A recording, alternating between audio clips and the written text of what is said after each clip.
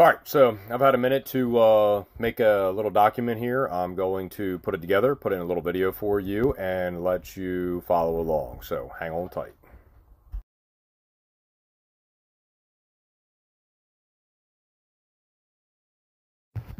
So as you can see here, this is the photo from the wiring harness that came out of the transmission that showed up here. Now, this particular transmission had next to nothing for line pressure. The customer states that, or actually the installation company states that when you put it in gear, it doesn't really feel like anything's happening, whatever. Well, this might actually be explained right here. So this is what this harness looks like when you're looking at the diagram. This is a document that I look at where I ohm the resistance of all the solenoids through the harness before the transmission gets picked up, because I want to make sure that we never have an issue when the customer picks up a transmission from a bench build. But as you can see right here, you've got number 3 pin is messed up, and number 3 pin on this diagram right here is for solenoid B. Then you've got the number 5 pin right there. He is messed up, and that is for solenoid C.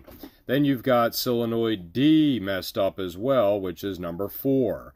Then you've got solenoid E, which is number 1. The pin is also messed up. Then for solenoid A, whether it's, for late, whatever, in this particular case, this doesn't really matter, but, 7 is actually messed up as well. But if you'll notice that 7 is also shared with the TCC solenoid, and 7 and 8 for the TCC solenoid are both messed up. So this is your diagram, and by the way, there is your resistance readings that I use in order to verify that the TransTemp sensor is working properly before the truck leaves out of here. And obviously, we read in Fahrenheit here at our shop, and it would have been somewhere in the 69 to 104 range, which would have been 37,000 to 16,000 ohms of resistance. This was checked before it left. Obviously, when the connector looks like this,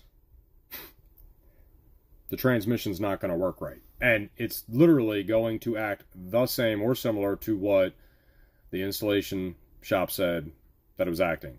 Now, I will also say this. There was metal in the pan, and it was ferrous, which means it was magnetic, which means it had to come from something out of the case that was made out of steel. I took the entire transmission apart. All of your rollers, all of your hardened parts, your input shaft, intermediate shaft, output, nothing had a problem, including your pump, your separator plate, everything like that. And by pump, I mean your pump gears. Your actual pump housing and everything like that's aluminum.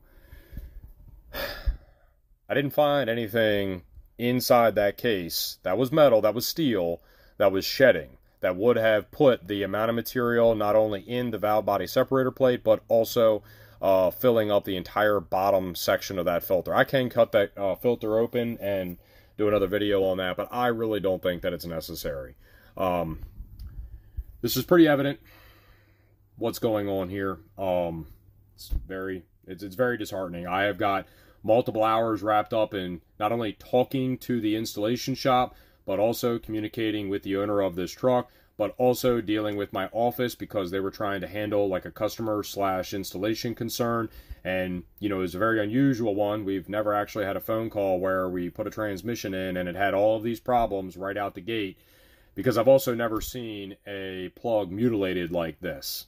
It's very, very, very disheartening. I put a lot of time, energy, and effort into building these things, and you can clearly see when I took that thing apart, it is a stock plus unit, okay? And there's a lot of upgrades inside that unit, a lot of high-quality parts used inside that unit, and a lot of time and care is taken putting that thing together. It might have only taken me about 30 or 40 minutes to break that transmission down, but it's going to take me 3 or 4 hours to clean everything and put it all back together. And it's all for nothing. It's very, very, very frustrating. And I guess I should probably add this to this video as well.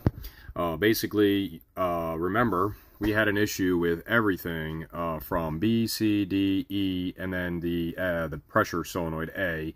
and then the TCC solenoid. The only one we didn't have an issue with is going to be the A solenoid. The A solenoid should be the coast clutch. And let's see over here. Yep. So we've got A solenoid is coast clutch, B solenoid is overdrive, C is intermediate, D is direct, E is low reverse, TCC is obviously the torque converter, and then EPC, PCA is going to be your line pressure. Every single solenoid, with the exception of the coast clutch, which is this guy right here, that's the only one that is not affected by that plug being messed up.